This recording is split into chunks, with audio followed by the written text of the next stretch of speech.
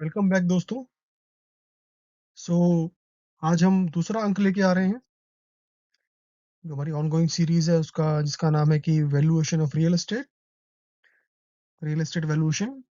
Part one में हमने cost price and value के बारे में डिस्कस किया था विस्तार से, और हमने 5 प्रकार के जो टाइप्स ऑफ वैल्यूएशंस हैं वो भी हमने कवर किए थे। टोटल 33 प्रकार के वैल्यूएशन टाइप्स इंपॉर्टेंट हैं जो कि पूरे एग्जाम में कहीं पर भी आ सकते हैं।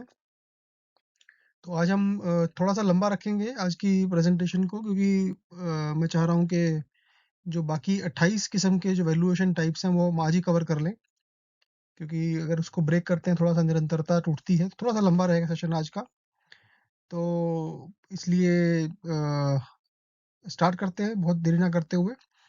और बिफ़ोर हम स्टार्ट करें मैं दोबारा से एक डिस्क्लोज़र देना चाहूँगा। मुझे काफ़ी ज़्यादा क्वेश्चन अभी भी आ रहे हैं कि सर हम एमसीक्यूज़ कर लेते हैं, और मैं बार-बार बोलता हूँ कि आप एमसीक्यूज़ के ऊपर एकदम से जंप मत कीजिए। आप कोशिश कीजिए, अपने फाउंडेशन को स्ट्रॉन्ग कीजिए, अपने कॉन्सेप्ट्स को क्लियर कीजिए। वो किसी भी तरह से कीजिए, सेल्फ स्टडी करिए या आप यूट्यूब के चैनल देखिए या आप खुद से बुक पढ़िए या फिर आर्ग्यू की आप जो 50 घंटे की ट्रेनिंग है उसको कीजिए। हर एक आदमी का अपना-अपना टाइम की क्षमता है, एक नॉलेज लेवल आईक्यू है। जो आदमी अपना टाइम दे सकते हैं वो खुद पढ़ सकते हैं। अगर आपके पास टाइम की कमी है या आपका उस तरह का फाइनेंशियल बैकग्राउंड नहीं है कि आपने इकोनॉमिक्स, अकाउंटिंग और स्टैटिस्टिक्स उतना डीपली या बेसिक भी आपने पास्ट में नहीं पढ़ रखा है, तो आपको इस चैनल की सपोर्ट मिल सकती है, जिसमें कि आप यूट्यूब वीडियो देख सकते हैं, अपने आप से पढ़ सकते हैं। और अगर आपको लगता है कि हमें थोड़ी-सी हेल्प चाहिए और हमारे पास समय की कमी है, तो हम फास्ट ट्रैक मोड पे जल्दी-जल्दी एग्ज़ाम पास करना चाहते हैं, तो आप ऑनलाइन क्लासेस भी जॉइन कर सकते हैं। तो ऑनलाइन क्लासेस के अंदर भी हम लोग एमसीक्यूज़ पे फ़ोकस नहीं करते हैं ऑब्वियसली, बिकॉज़ अगर आपके कॉन्सेप्ट्स क्लियर हो गए, तो आप एमसीक्यूज़ खुद बना सकते हैं। ऑनलाइन क्लासेस करने के बाद आप इतने सक्षम हो जाएँगे कि अगर मैं आपको बोलूँ तो आप आईबीपीआई पेपर को खुद डिज़ाइन कर सकते हैं।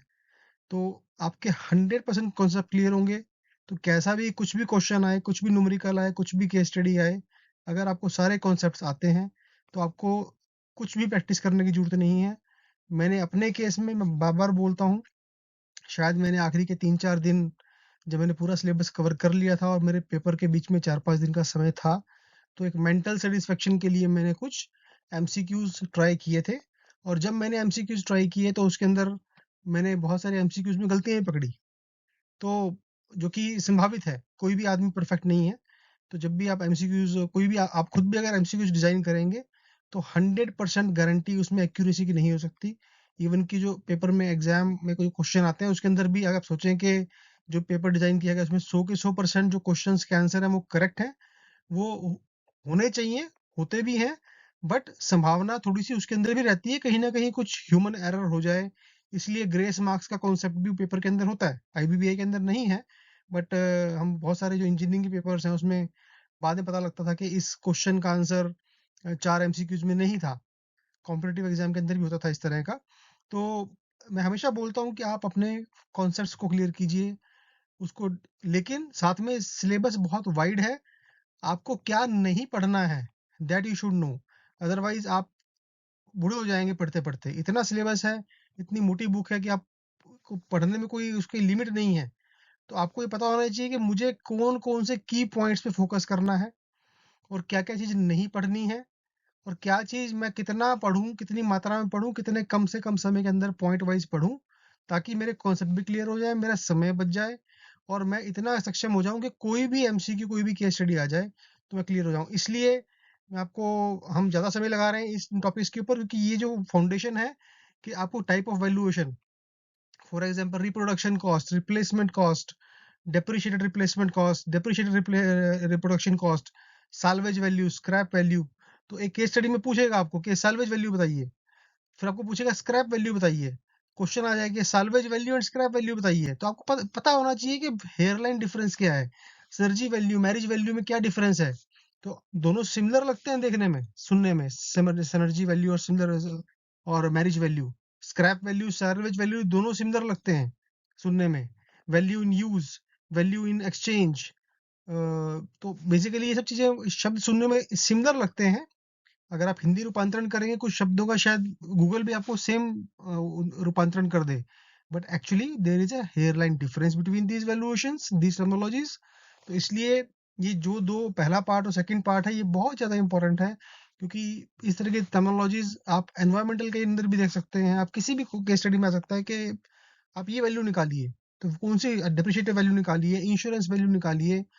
तो ये जो 2 चैप्टर्स हैं बहुत ही फाउंडेशन कोर्स हैं, और जैसे हम सिविल इंजीनियर्स हैं सब लोग, तो हम जानते हैं कि फाउंडेशन सबसे ज़्यादा स्ट्रॉन्ग होनी चाहिए अगर एक अच्छी इमारत बनानी है।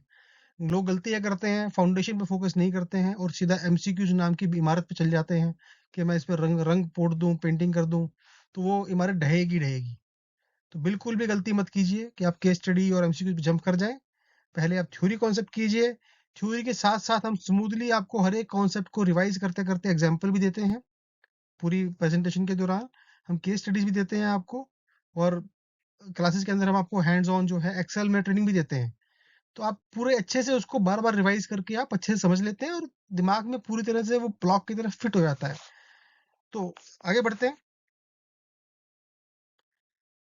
तो ये सिलेबस ऑलरेडी हम डिस्कस कर चुके हैं पार्ट 1 के अंदर, और आप देख देख सकते हैं ये तो पूरा सिलेबस हमने कवर किया सिर्फ़ दिखाने के लिए। तो आप अपने आप से भी इसको देख सकते हैं, हम समय खराब नहीं करेंगे स्लाइड के ऊपर। तो ये जो हमने 5 किस्म की जो टाइप्स ऑफ वैल्यूएशंस हैं, ये ऑलरेडी हमने पार्ट 1 के अंदर कवर कर ली हैं। तो मेरी आपसे गुजारिश है, अगर आप सीधा जंप कर रहे हैं इस पार्ट 2 के ऊपर, तो आप प्लीज़ पार्ट 1 पढ़ लीजिए, अदरवाइज़ आप अपना समय खराब कर रहे हैं। तो पहले पार्ट 1 को स्टडी करिए, देन पार्ट 2 पे जंप कीजिए, अदरवाइज़ पार्ट 2 में जाने में कोई लॉजिक नहीं है। आप इसको एक पर्टिकुलर ऑर्डर में ही अगर सिलेबस को पढ़ेंगे तो आपके लिए सुविधा रहेगी। बहुत सारे लोग बोलते हैं कि साहब किसी भी ऑर्डर में पढ़ लीजिए, कुछ भी कर लीजिए, नहीं ऐसा नहीं है। चीज़ें इंटरलिंक होती हैं। अगर आप साइकोलॉजी के अंदर ही पढ़ेंगे, किसी भी चीज़ को मेमोराइज़ करने का एक ईज़ी तरीका होता है। तो अगर आप जो ऑर्डर मैं आपको बता रहा हूँ, जिस ऑर्डर से हम अपनी क्लासेस में बच्चों को सिखाते हैं, अगर आप वो ऑर्डर फॉलो करेंगे, तो आपको कॉन्सेप्ट्स को समझने में ईज़ी रहेगी, बिकॉज़ आपने अगर बेसिक कॉन्सेप्ट पहले समझा, उसके बाद आप कॉम्प्लिकेटेड कॉन्सेप्ट समझ सकते हैं। फॉर एग्ज़ाम्पल, मैं आपको इंश्योरेंस वैल्यू का पहले समझा दूँ कॉन्सेप्ट कि साहब इंश्योरेंस वैल्यू पहले चैप्टर पकड़ लूँ, और आपको इंश्योर्ड वैल्यू पता नहीं है, जो कि हम इसमें डिस्कस करेंगे स्लाइड के अंदर। तो पहले आपको पता होना चाहिए कि इंश्योर्ड वैल्यू होती क्या है? तब जाके आप, या मैं अगर मान लीजिए एनवायरमेंटल की बात करूँ और मैं आपको बोलूँ स्टिग्मा वैल्यू निकालिए आप, आपको पता नहीं है स्टिग्मा वैल्यू क्या होती है, तो हम पहले stigma value, west vista value ये बताएँगे आपको पहले यहाँ पे। जब ये हो जाएगा, उसके बाद हम जब पूरे कॉन्सेप्ट क्लियर होंगे, उसके बाद हम जाएँगे वहाँ पे, ठीक है? तो इसलिए जो ऑर्डर में हम डिस्कस कर रहे हैं, ये ऑर्डर बड़ा ही एक्सपीरियंस्ड और ट्राइड एंड टेस्टेड है। इस इस करिकुलम के ऑर्डर के साथ, इस करिकुलम के कंटेंट के साथ कई दर्जनों बच्चे हमने पास करवाए हैं। मैंने खुद एग्ज़ाम पास किया और मेरे कई स्टूडेंट्स ने पास किया। आप यूट्यूब चैनल पे जाके कमेंट्स देख सकते हैं, और मैं अगर होगा तो मैं अलग से एक वीडियो बनाऊँगा उसके ऊपर अगर टाइम लगा तो। बट ये ट्राइड एंड टेस्टेड मॉडल है, इसमें कोई शक नहीं है। तो प्लीज़ पहला वो सेशन देखिए, देन इसमें जंप कीजिए। तो आज हम ये कवर करेंगे, ये जो 5 वैल्यूज़ हैं, इनके बाद की जो 28 वैल्यूज़ हैं, ये इस पेज पे एंड ये। तो हम सारा का सारा सेशन आज के हम प्रेज़ेंटेशन में इसको कवर करेंगे। तो पहला है वैल्यू इन यूज़। छठी जो टाइप की वैल्यूएशन है, वैल्यू इन यूज़। तो बेसिकली ये एक स्पेसिफिक यूज़र्स या फिर एक ग्रुप ऑफ स्पेसिफिक यूज़र्स के लिए किसी प्रॉपर्टी की वैल्यू है। तो एक प्रॉपर्टी की वैल्यू किसी स्पेसिफिक आदमी के लिए है ये। It is not for general, it is not whole for entire market. क्योंकि value in use specific users की ज़रूरत से संबंधित है, इसको हम सब्जेक्टिव वैल्यू के रूप में भी जानते हैं। तो आपने कन्फ्यूज़ नहीं होना है, दिमाग में फिट कर लीजिए कि value in use, subjective value. 2 अगर ऑप्शन आपको दे रहा है, 2 कुछ भी पूछ रहा है, तो आपको वैल्यू इन यूज़ निकालनी है, कन्फ्यूज़ नहीं होना है, करेक्ट? तो दोनों का मतलब सेम है, और ये आपको एलिमिनेशन मेथड के अंदर भी काम आ जाता है कभी-कभी। जैसे कि मान लीजिए आपको बोले कि साहब ये कौन-सी वैल्यूएशन है, एक डेफिनिशन दी और आपको एग्ज़ामिनर बोलता है कि बताइए कि कौन-सा वैल्यू, कौन-सी टाइप की वैल्यू है। ऑप्शन में दे रखा है value in use, value in exchange, value subjective value, और मे बी एक तरह का वैल्यू और दे दिया उसने फॉर एग्ज़ाम्पल। तो आप समझ सकते हैं, okay, value in use and subjective value दोनों सेम है। तो अब इस क्वेश्चन का आंसर तो एक ही है। तो इसका मतलब ये 2 ऑप्शन तो उड़ गई। बाकी तो जो बची हैं उनमें से मुझे कोई तुक्का मार, अगर आपको नहीं पता है, आप एक इंटेलिजेंट गेस लगा सकते हैं। तो इसलिए ये बड़ी इंपॉर्टेंट है इस तरह से कि दूसरा मतलब क्या है वो भी आप याद रखिए उसको।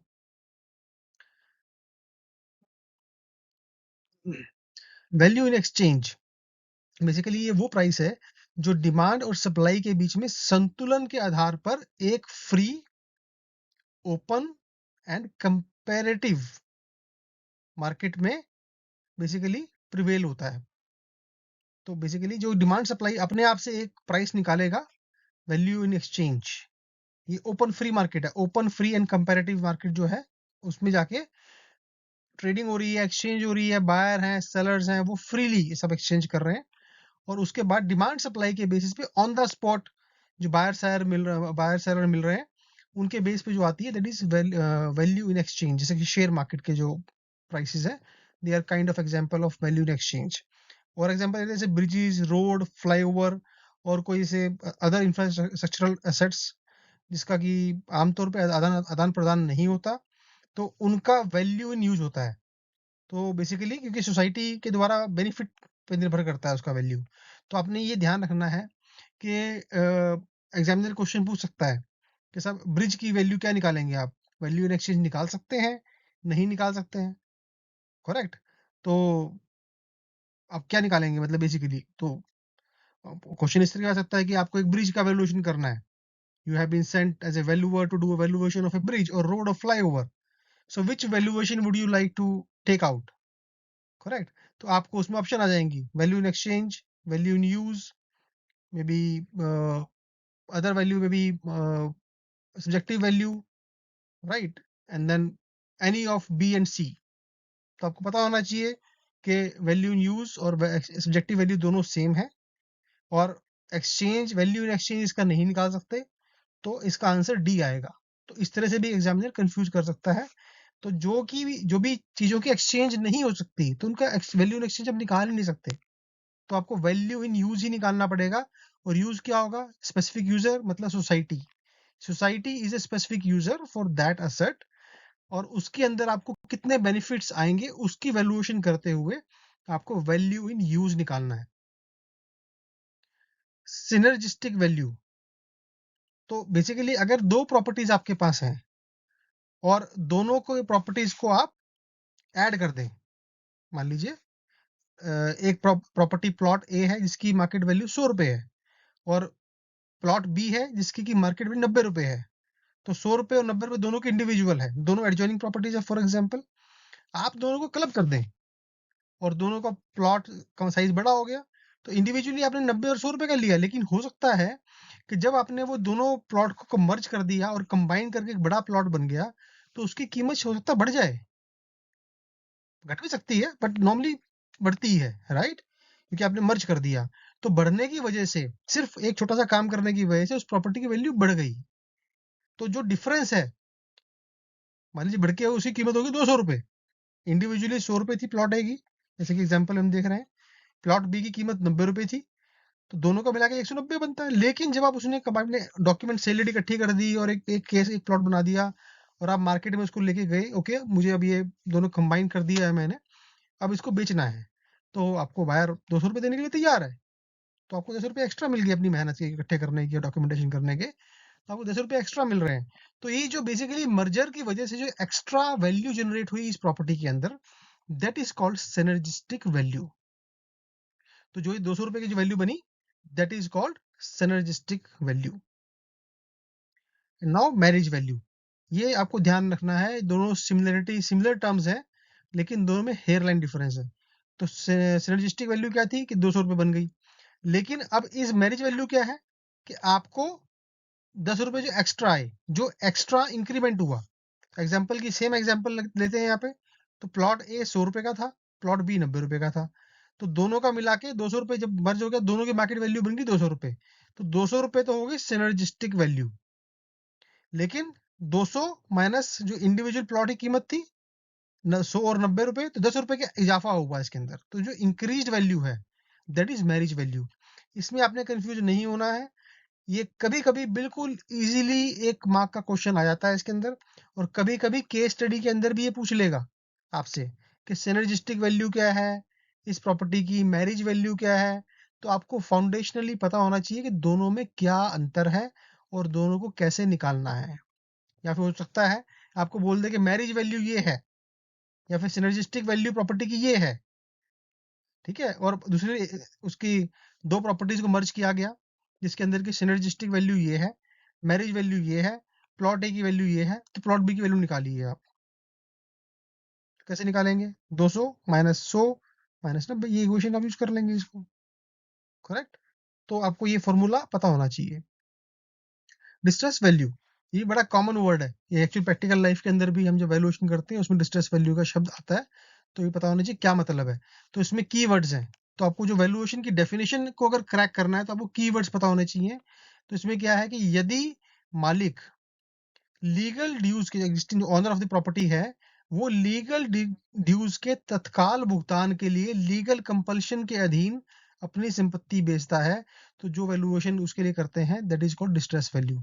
तो यहाँ पर आपने ये ध्यान रखना है कि डिस्ट्रेस वैल्यू के केस में ओनर प्रॉपर्टी खुद बेचता है, बैंक या लेंडर नहीं बेचेगा।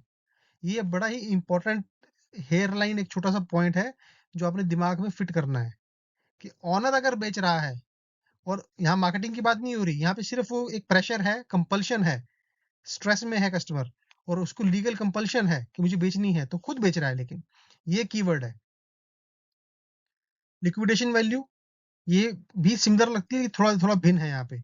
तो जब किसी प्रॉपर्टी या एसेट या ग्रुप ऑफ प्रॉपर्टी या एसेट को टुकड़ों में बांटकर बेचा जाए और टुकड़े टुकड़े आधार पर बेचा जा रहा है, तो प्रॉपर्टी और एसेट की बिक्री योग्य स्थिति में लाने के लिए कॉस्ट के साथ डिस्पोजेबल एक्टिविटी की कॉस्ट को भी ध्यान में रखा जाना चाहिए। मतलब क्या है कि हमने आप एक बड़ा बड़ा प्रॉपर्टी है उसको ब्रेक करके छोटे छोटे पीसेज में किया, तो उसको जो ब्रेक करने की कॉस्ट है, बड़े प्लॉट को हमने छोटे छोटे प्लॉट्स में कन्वर्ट किया, उसको जो प्लॉट करने की कॉस्ट है, उसको फर्दर डिस्पोज करने की कॉस्ट है, रजिस्ट्रेशन एडमिनिस्ट्रेशन चार्जेस, वो भी हमें ध्यान रखने हैं। तो लिक्विडेशन वैल्यूज जो है वो दो तरह की होती हैं बेसिकली, ऑर्डरली लिक्विडेशन वैल्यू और फोर्स्ड लिक्विडेशन वैल्यू। इसको बेसिकली फोर्स सेल वैल्यू भी कहते हैं।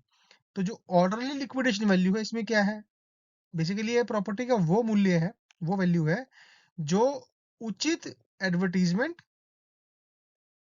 उचित प्रचार, पब्लिसिटी के बाद मार्केट में ऑक्शन सेल के माध्यम से प्राप्त होगा। यह transaction basically property proper marketing, reasonable time के साथ होगा, और इसमें कीवर्ड्स क्या है, unwilling seller and unwilling buyer.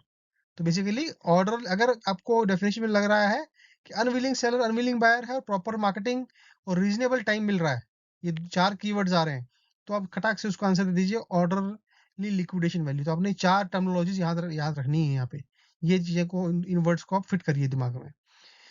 Force liquidation value और फोर्स सेल वैल्यू, यहाँ पर बेसिकली सेलर जो है वो ऑनर नहीं होगा, यहाँ पे बैंक, कोर्ट रिसीवर आदि होगा, जो भी लेंडर है नॉर्मली। तो अपने यहाँ से पकड़ना है उसको कि अगर बैंक बेच रहा है प्रॉपर्टी तो डिस्ट्रेस वैल्यू नहीं हो सकती, राइट? और तो बेसिकली आपको एक फेयर आइडिया लग गया कि यहाँ पे आपको वो फोर्स लिक्विडेशन वैल्यू या फोर्स सेल वैल्यू आ गई इसके अंदर, अगर वो बैंक बेच रहा है, केस स्टडी में कहीं डाल रखा है उस तरह से। और यहाँ पर भी प्रॉपर मार्केटिंग टाइम और एडवर्टीजमेंट होगा, राइट? सॉरी, यहाँ पर आपका प्रॉपर मार्केटिंग टाइम और एडवर्टीजमेंट के बिना बेचा जाएगा प्रॉपर्टी। तो यहाँ पर क्या था, पिछले वाले ऑर्डर लिक्विडेशन के अंदर प्रॉपर मार्केटिंग थी, रीजनेबल टाइम था, बट यहाँ पे आपको ना ही प्रॉपर मार्केटिंग है, ना ही रीजनेबल टाइम मिलेगा और ना ही प्रॉपर एडवर्टीजमेंट होगी। बेसिकली मजबूरी में प्रॉपर्टी को बेचने के लिए मजबूर किया जाएगा। तो ये आमतौर पे प्रॉपर्टी 30 दिन के अंदर बेची जानी आवश्यक, बिकॉज जो बैंक बेचता है उस पर टाइम लिमिट होती है कि भाई 30 दिन में प्रॉपर्टी बेचनी है, तो टाइम तो है ही नहीं रीजनेबल आपको, आपको वो टाइम लाइन के अंदर अंदर प्रॉपर्टी बेचनी है। तो उस तरह की अगर वैल्यूएशन आपको करनी है, उस प्रॉपर्टी को बेचने की जो वैल्यूएशन आ रही है, that is forced liquidation value, forced sales value. Going concern value, basically going concern value land and building में कम काम आती है, बट थ्योरी पर्पज से 1 मार्क का क्वेश्चन आ जाता है। ये ज्यादा रेलेवेंट है बिजनेस एंटरप्राइजेस के लिए। जो हम बिजनेस, हम प्रॉपर्टी का वैल्यूएशन करते हैं, ऐसे ही बिजनेस, रनिंग बिजनेसेस का भी वैल्यूएशन होता है। तो वैल्यूएशन कैसे होगा, जो उसके टोटल एसेट्स हैं, एसेट्स में टेंजेबल, इनटेंजेबल, गुडविल, पेटेंट, मतलब कि जो दिखते हैं और जो नहीं दिखते हैं, इसकी हम ज़्यादा विस्तार से बात करेंगे जब हम अकाउंटिंग वाला टॉपिक को पढ़ेंगे। उस समय हम इसको और विस्तार में बताएंगे कि ये टेंजिबल, इंटेंजिबल, गुडविल, पेटेंट वगैरह क्या होते हैं। बट अभी आप इतना समझिए कि जितने भी एसेट्स कंपनी के हैं, total assets minus total liabilities, जो वैल्यू आएगी that is called going concern value. कभी कभी इसमें एक दिमाग का थ्योरी क्वेश्चन आ जाता है, कभी कभी आपको नंबर्स दे देगा उसमें, और आपको बोलेगा कि आप गोइंग कंसर्न वैल्यू निकालिए। तो वो आप उसको अकाउंटिंग का क्वेश्चन समझ लीजिए, आप इसको valuation of real estate question समझ लीजिए। तो ये क्वेश्चन इस तरह का आ सकता है। लेकिन आपने इसमें ध्यान क्या रखना है कि अगर आपको वैल्यूएशन ये वैल्यूएशन करने के लिए कह रहा है एग्जामिनर, तो आपने ध्यान देना है कि क्या बिजनेस प्रॉफिट मेकिंग है और रनिंग है। अगर ये प्रॉफिट मेकिंग रनिंग नहीं है तो उसकी जीरो है बाय डिफॉल्ट। आपको एग्जामिनर ने बोला कि customer business is loss making, आपको कुछ नहीं करना है, जीरो डाल दीजिए वैल्यू सीधा, going concern value zero, nothing.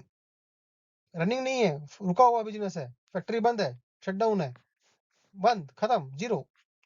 तो इस तरह का ट्रिकी क्वेश्चन भी आ सकता है कभी कभी एग्जाम में, तो इसलिए कॉन्सेप्ट को क्लियर कीजिए यहाँ पे।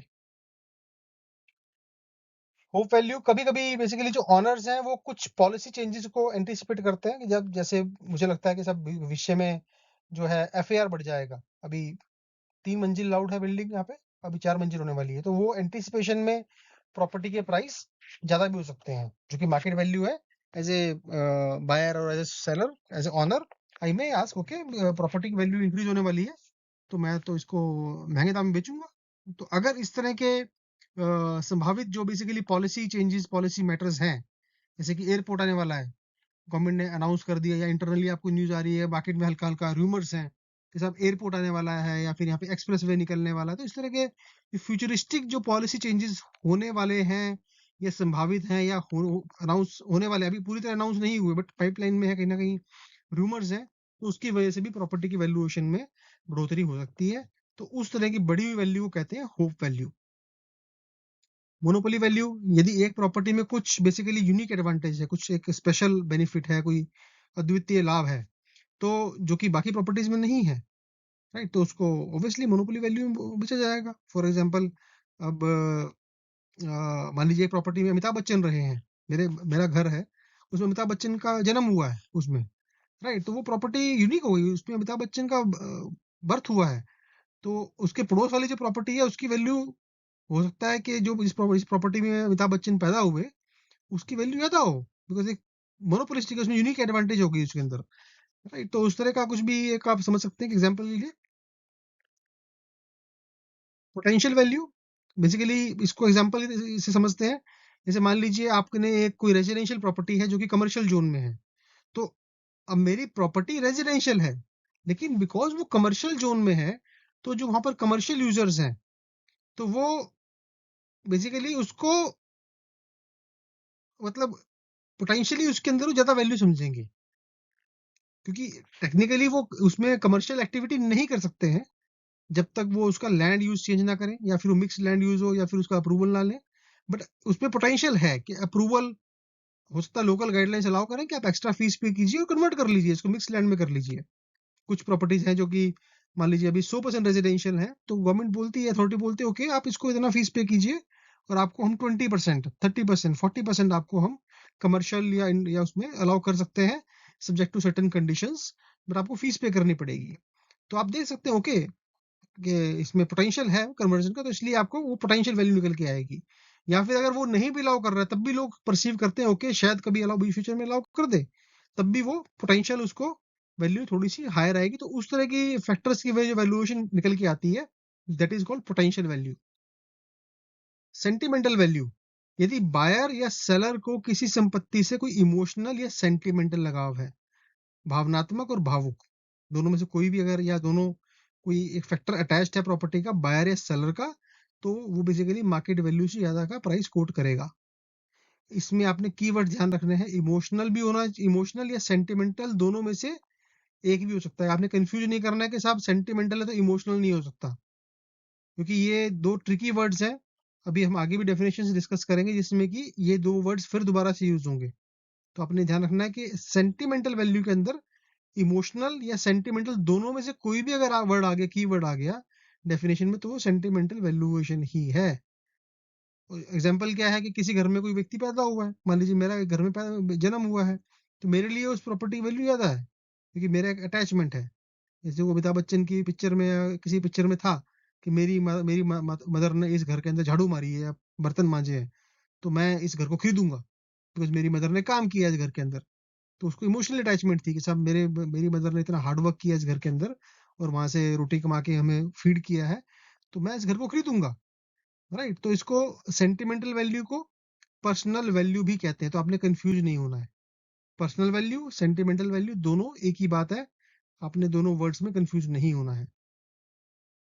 स्पेकुलेटिव वैल्यू, तो यहाँ पर बेसिकली जो सट्टेबाज है वो प्रॉपर्टी को एक मतलब हाई प्राइस पे खरीदने की कोशिश करता है, क्योंकि उसके पीछे कोई रीजन भी हो सकता है, कोई रीजन नहीं भी हो सकता, कोई रीजन की रिक्वायरमेंट नहीं है उसमें, लेकिन उसका एकमात्र उद्देश्य ये है कि साहब मैं इसको जो है हाई प्राइस में बेचूंगा। तो basically they try to create a bubble. Dealers जो है, सट्टेबाज जो है, वो प्रॉपर्टी को उच्च कीमतों में खरीदते हैं और एक बबल क्रिएट करते हैं मार्केट में, और सिर्फ एकमात्र उद्देश्य क्या है, प्रॉफिट मेकिंग। तो आपको इसमें स्पेकुलेटिव वैल्यू के अंदर कीवर्ड क्या है, sole motive is profit making, that is the most important thing. Special value, तो पिछले हमने बात किया था, मैंने आपको कहा था कि इमोशनल सेंटिमेंटल को याद रखिए। तो इसके अंदर जब बायर या सेलर किसी व्यक्तिगत विशेषता या कारण, कौन सा हो सकता है इसमें, पर्सनल कैरेक्टरिस्टिक और रीजन, इमोशनल और सेंटिमेंटल कारण के अलावा। ठीक है जी, तो बेसिकली इमोशनल सेंटिमेंटल अगर है तो ये स्पेशल वैल्यू नहीं आएगी, तो in that case sentimental value जाएगी अगर इमोशनल सेंटिमेंटल वर्ड आ गया। बट इन दोनों फैक्टर्स के अलावा अगर और कोई फैक्टर उस प्रॉपर्टी की वैल्यू को ऐड कर रहा है तो वो क्या आएगा, स्पेशल वैल्यू। एग्जाम्पल के उदाहरण के रूप में देखते हैं, जैसे कि एक प्रॉपर्टी मैं खरीदने जा रहा हूँ, तो वो प्रॉपर्टी मैं देख रहा हूँ कि मेरे ऑफिस के नजदीक है और मुझे लगता है कि मैं अगले 20 साल इसी ऑफिस में रहूंगा। मान लीजिए गवर्नमेंट एम्प्लॉई हूँ, मुझे जॉब नहीं चेंज करनी है और मुझे परमानेंट उसी ऑफिस में रहना है। तो मैंने हिसाब लगाया, ठीक है अभी ये मतलब ये जो प्रॉपर्टी है मेरे को समय बचता है उसके अंदर। राइट, मेरे साथ हुआ ऐसा कि एक मान लीजिए प्रॉपर्टी आपने खरीदी फॉर एग्जाम्पल, कि आपके बच्चे हैं, आप उसी प्रॉपर्टी उसी बिल्डिंग के अंदर आप रहते हैं और उसी बिल्डिंग में स्कूल है बच्चों का। तो आपने ये देखा, ओके ये बच्चों का स्कूल बिल्कुल नजदीक है, मेरी प्रॉपर्टी से वॉकिंग डिस्टेंस पे है, तो सेफ्टी कंसर्न खत्म हो गया, आपका बस का जो किराया है, भाड़ा है, वो बच गया।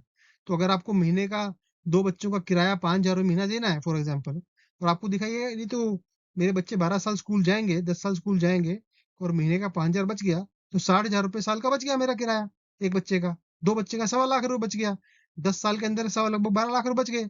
तो अगर मुझे 3-4 लाख रुपए एक्स्ट्रा देने पड़ भी गए प्रॉपर्टी, तब भी मेरे 12 लाख बच रहे हैं। ठीक है, तो बेसिकली इसमें इमोशनल या सेंटिमेंटल नहीं है, ये नंबर ड्रिवन है या बेसिकली और कोई रीजन है, इन दोनों के अलावा अगर और कोई फैक्टर उसको ड्राइव कर रहा है तो जो वैल्यू निकल के आती है प्रॉपर्टी की, that is called special value. Stigma value, जब प्रॉपर्टी के लिए अनविलिंग बायर को ध्यान में रखते हुए जो प्रॉपर्टी का वैल्यू होता है, that is called stigma value. तो अब इसमें seller is willing but buyer is unwilling, तो कीवर्ड क्या है, अनविलिंग बायर, बायर खरीदना प्रॉपर्टी खरीदने में इंटरेस्टेड नहीं है। ठीक है, तो ये बेसिकली जो हम एनवायरमेंटल का चैप्टर पढ़ेंगे वहां पर ये वर्ड्स काफी यूज होंगे, तो आपको स्टिग्मा वैल्यू निकालने के लिए केस स्टडी भी हम डिस्कस करेंगे आगे, तो वहां पर ही आएगा। और तो एग्जाम्पल के रूप में, जैसे मान लीजिए किसी घर में भूत का साया है, बात निकल गई है, तो भूतिया घर है, इसमें कुछ नेगेटिव एनर्जी है, तो फिर मार्केट में जो है उसको हर एक आदमी खरीदेगा नहीं। बहुत बार होता है कि बिल्डर हवा फैला देता है मार्केट में, नहीं नहीं इसमें तो किसी की मौत हो गई और इसमें तो 3 लोग मर गए पिछले 3 साल के अंदर, 2 साल के अंदर, तो ये तो नेगेटिव एनर्जी है यहाँ पे। तो फिर लोग घबराएंगे उस प्रॉपर्टी को खरीदने से। तो कोई रीजन नहीं है उसके पीछे, लेकिन वो एक हवा बना दी उसने प्रॉपर्टी की, तो स्टिग्मा लग गया उसके ऊपर।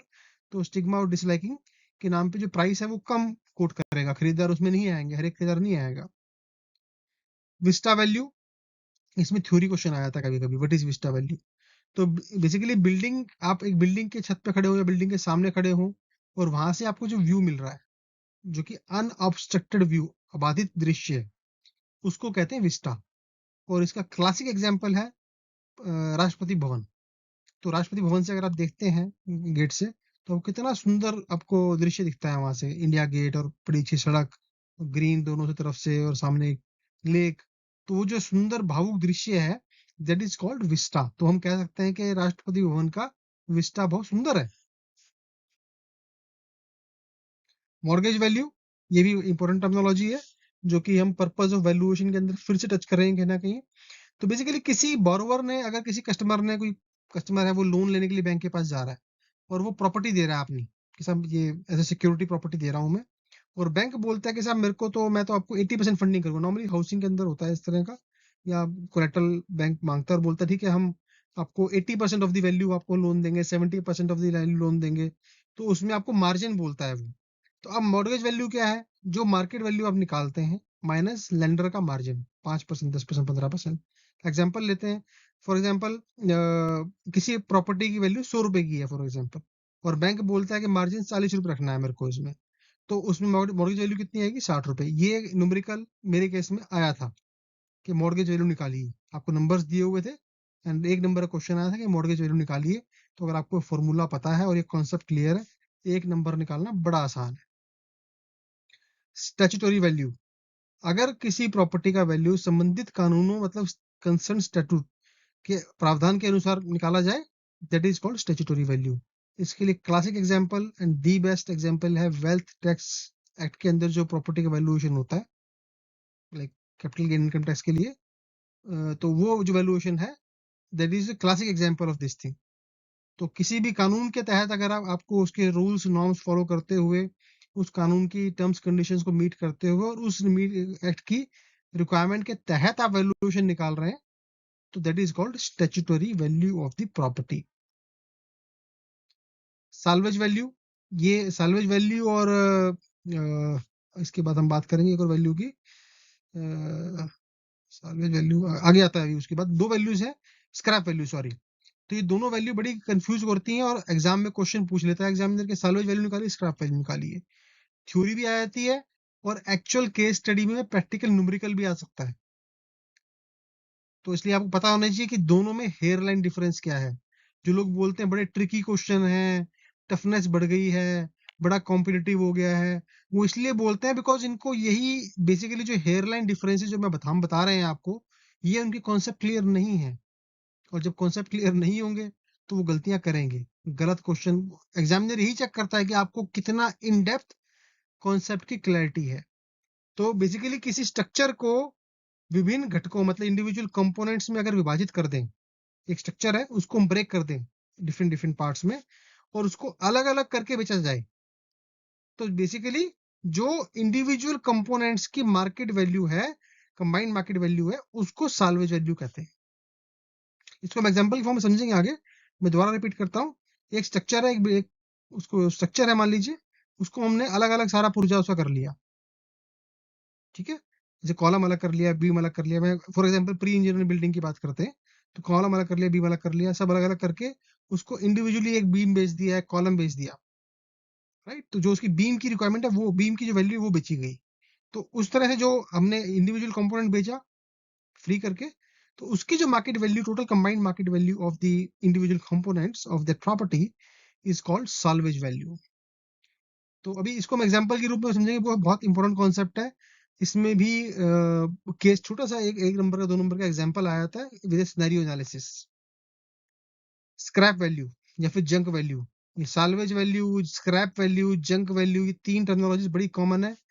कभी कभी केस स्टडी भी आती है इसके ऊपर कि आप स्क्रैप वैल्यू निकालिए, तो आपको पता होना चाहिए डिफरेंस क्या है, साल्वेज वैल्यू निकालिए, डिफरेंस यू शुड नो। तो अब पिछले केस में हमने एक स्ट्रक्चर को इंडिविजुअल कंपोनेंट्स में डिवाइड किया था, लेकिन अब वो जो आपने बीम और जो कॉलम निकाले, वो किसी काम के नहीं है, आप उसको बेच ही नहीं पा रहे हैं।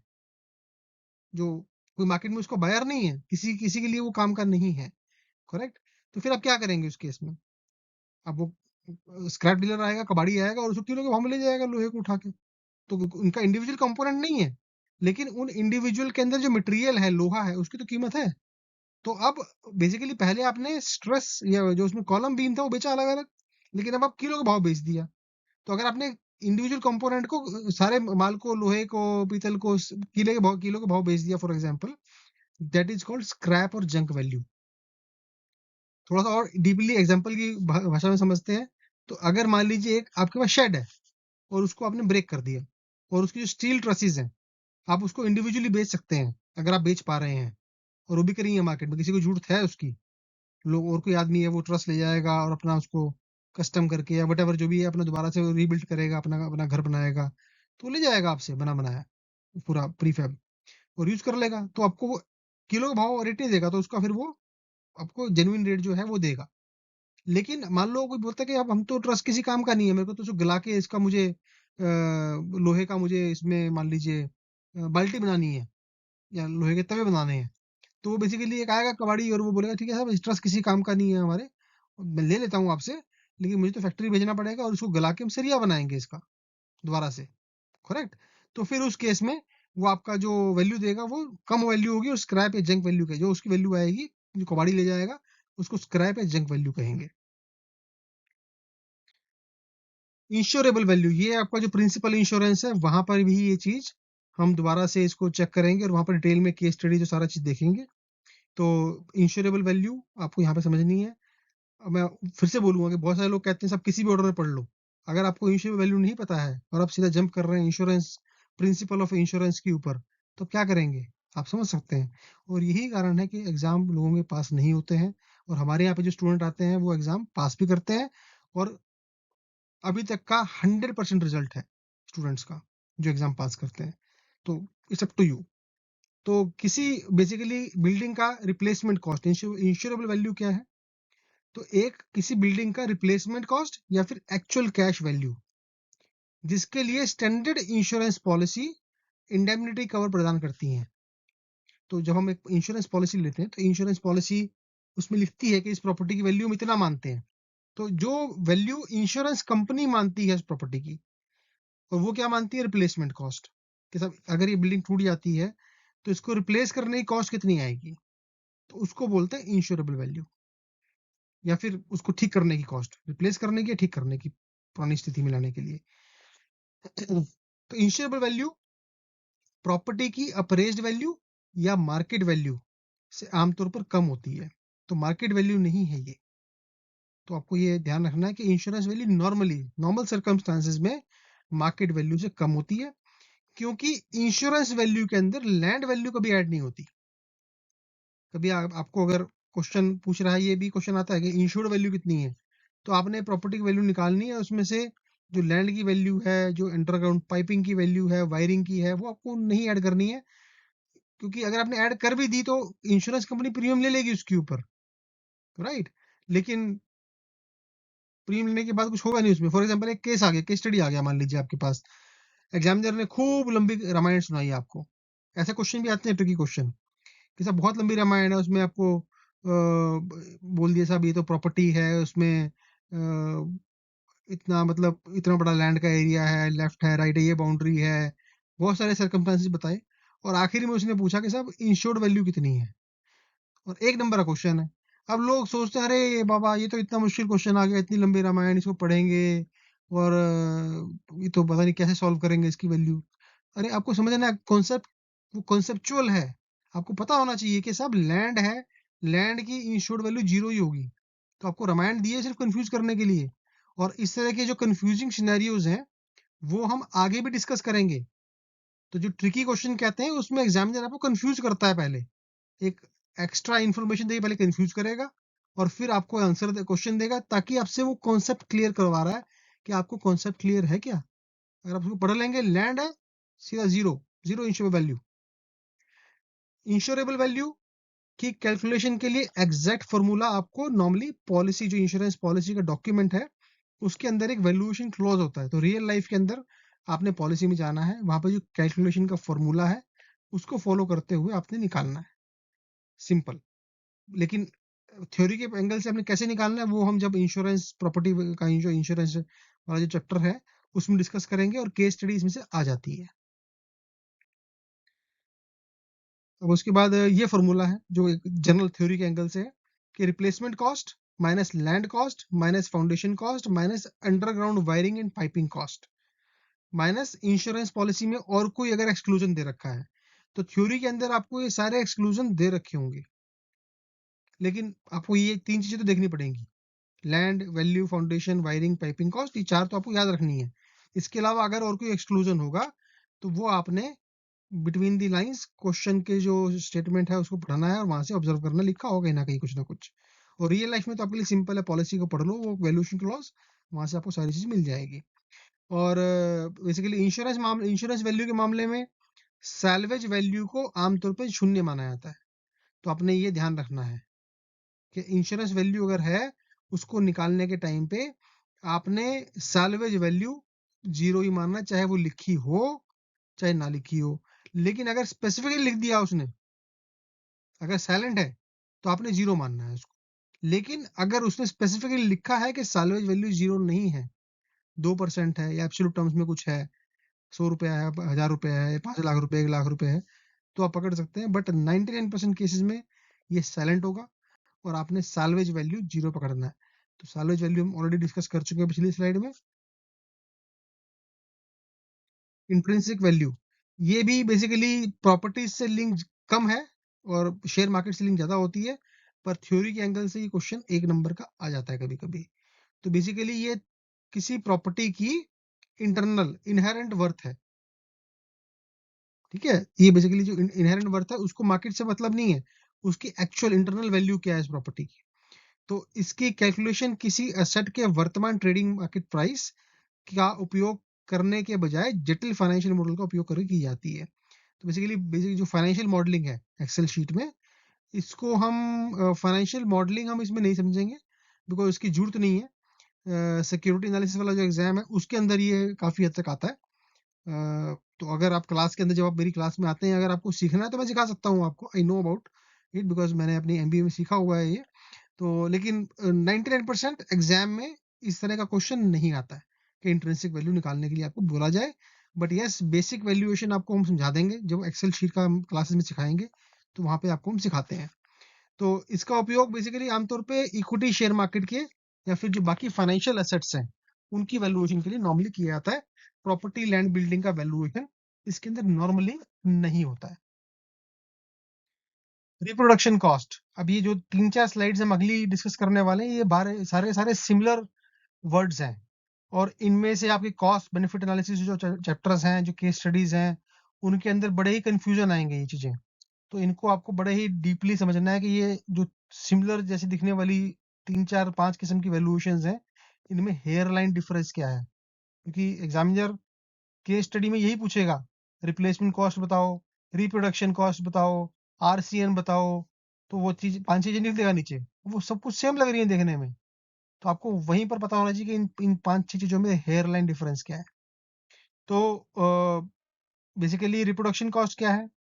यह है मौजूदा कीमतों पर, करंट प्राइसेस पर सटीक प्रकृति या फिर मिरर इमेज, सेम चीज बनाने के लिए की जो कॉस्ट है, इसमें की same material, same design, same layout, same quality of workmanship, ये 4 चीजें आपको ध्यान रखनी है, का उपयोग करके आप बना सकते हैं।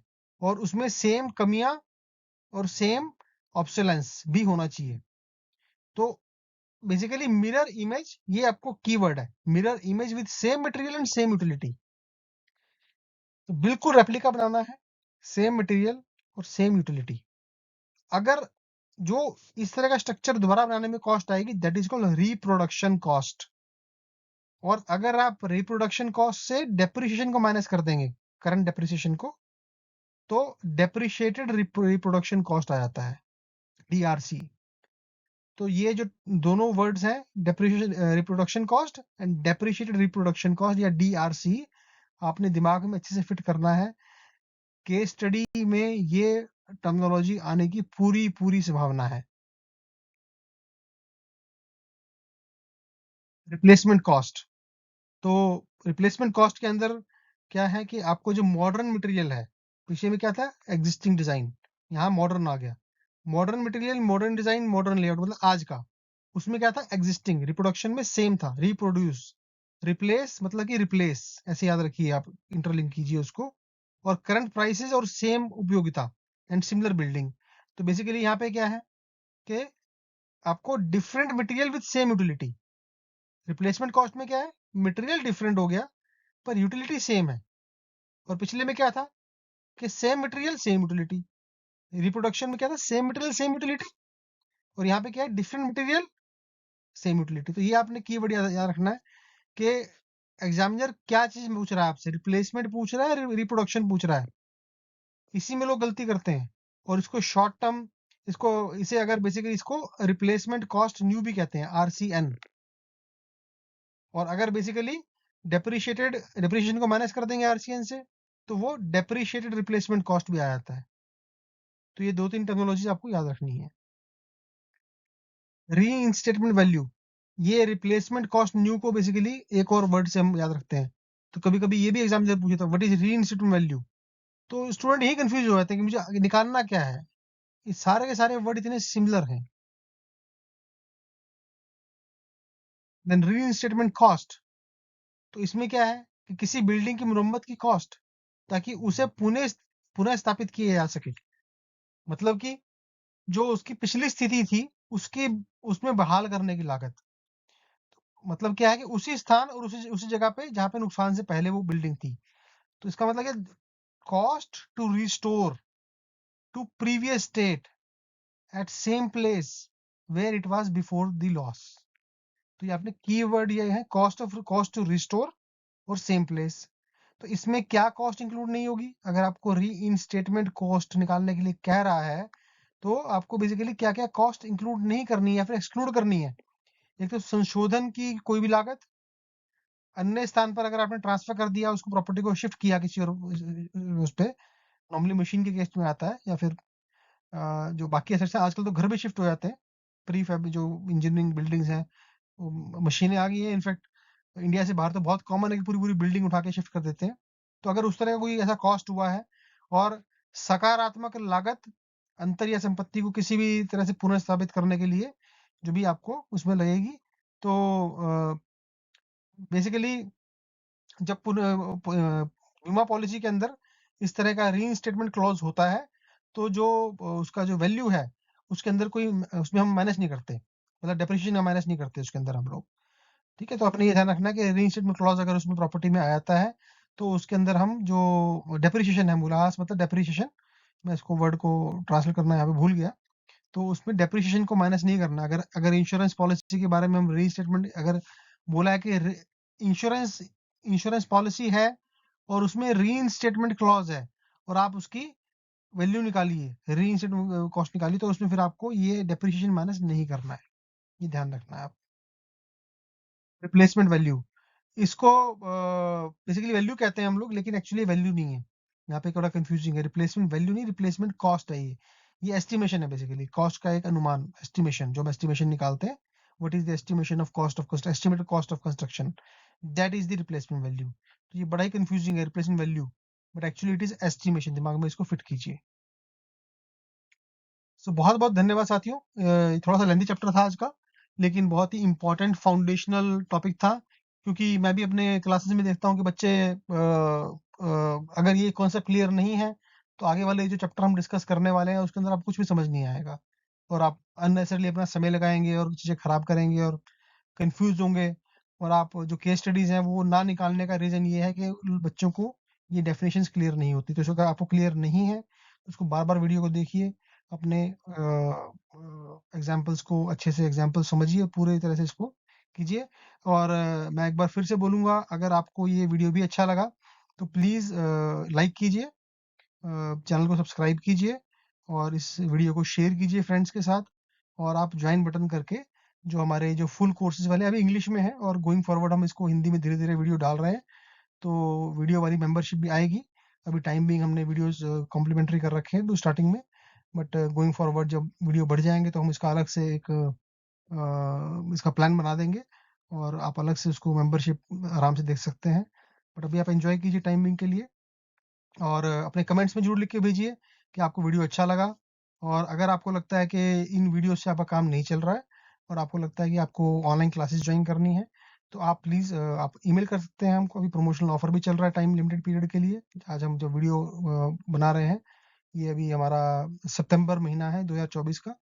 तो गोइंग फॉरवर्ड मुझे मालूम नहीं है कितना कितना डिस्काउंट रहेगा, बट अभी as of now 40% discount online classes के ऊपर है, ग्रुप क्लासेस। तो अगर आप चाह रहे हैं, क्लासेस ज्वाइन करना चाह रहे हैं, तो आप प्लीज़ ईमेल कीजिए, क्योंकि लिमिटेड सीट्स है। आप ज्वाइन करके आप अच्छे से तैयारी कीजिए और अपना समय बचाइए। तो पैसे के लिए आप अपना समय खराब कर देंगे तो वो बहुत बड़ी कीमत है। धन्यवाद, thank you very much and all the best for your exam.